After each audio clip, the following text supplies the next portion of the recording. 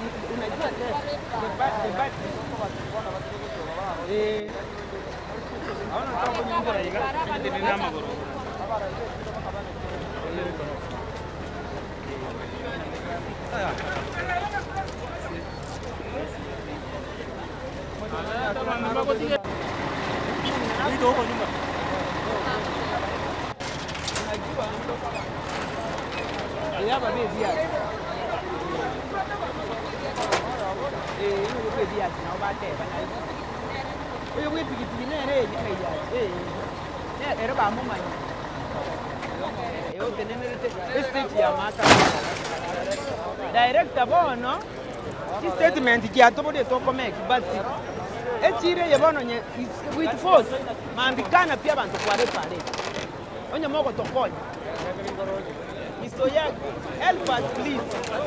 Just every interview bantu kali lipo tali kabere dirienga kiyao diringu ntu akoreta but now we have to be with force maambi moko beka basikari kali muntu tali ogoto kwara para nuru tubano umuntu muri bya sitire nali amokirari so ke abantu bakurega umumura bwe pigipigi ori yabunira nkali yagenda byuko abage bose ngo cyari none urwe problem yo kunekirari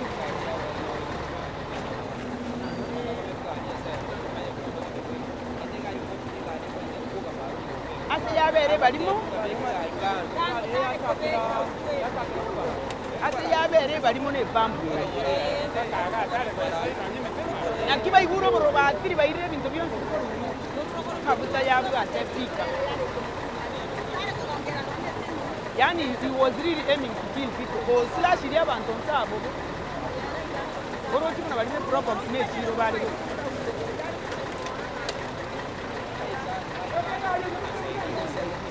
Tiga abantu barupara ama bakaitire ngoro ekwanti ko chiro ko let people watolewe kwa barabara. On a serious. Gango nyine litikulie chiro kitoko kwa.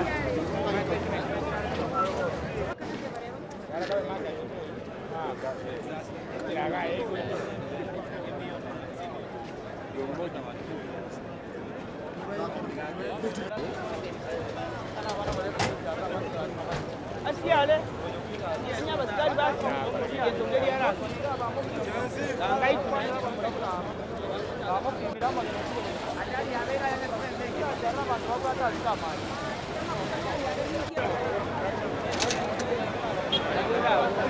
kwenye Daraja haimo kie pambu hata kusija banda hapo sasa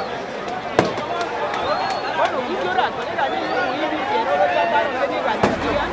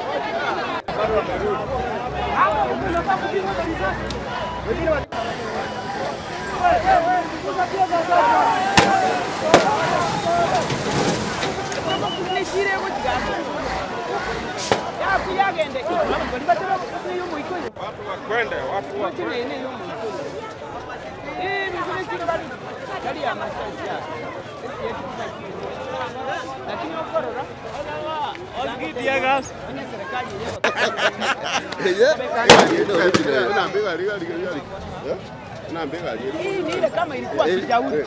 So we don't want again a solution. Yes, I'm here.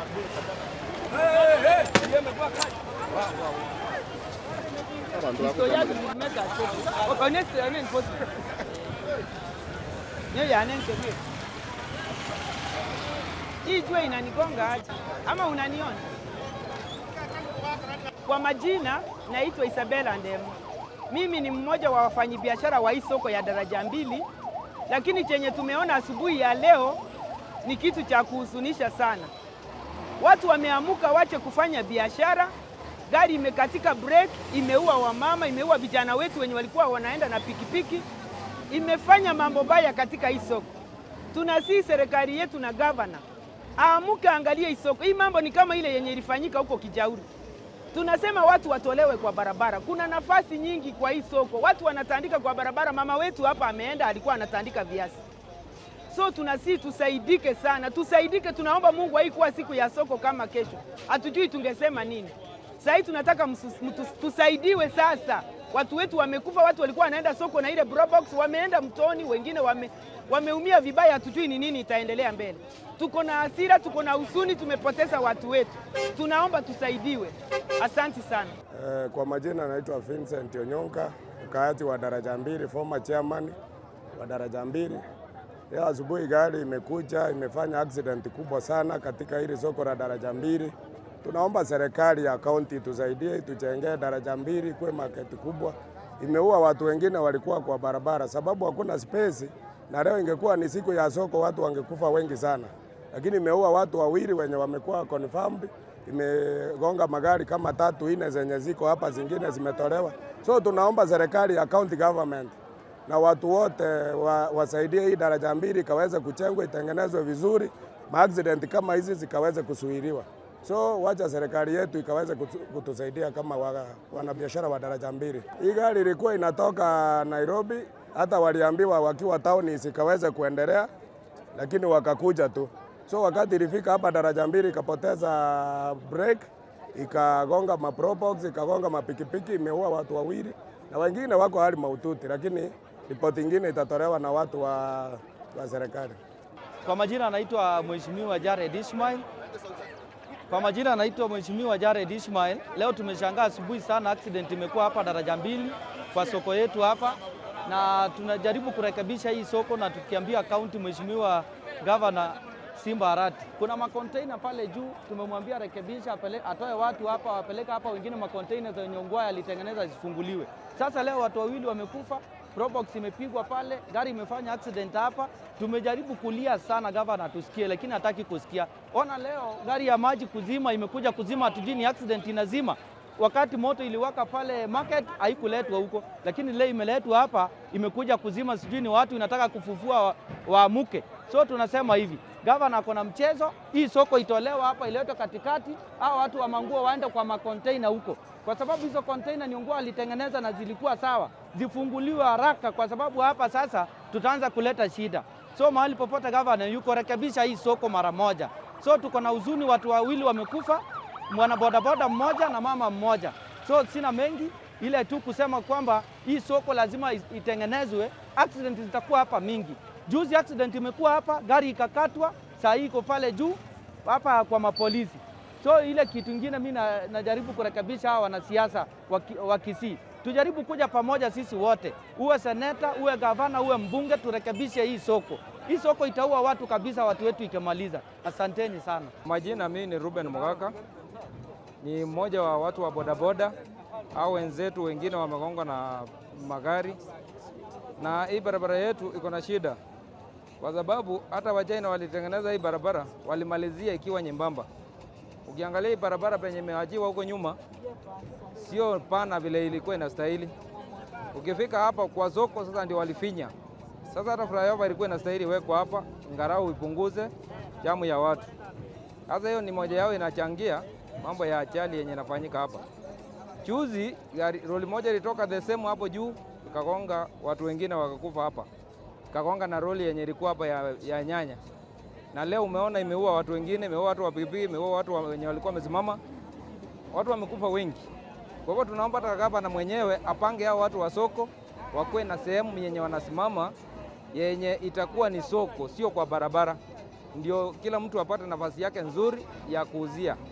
Mimi nashukuru kwa sababu hakuna jambo tunalofanya. Gavana ndiye anastahili apange hii kaunti yake ikuwe na mpangilio mzuri na barabara ipanuliwe kiasi ili kwamba ajali sije kafanyika kila wakati. Nimeshukuru kwa hayo.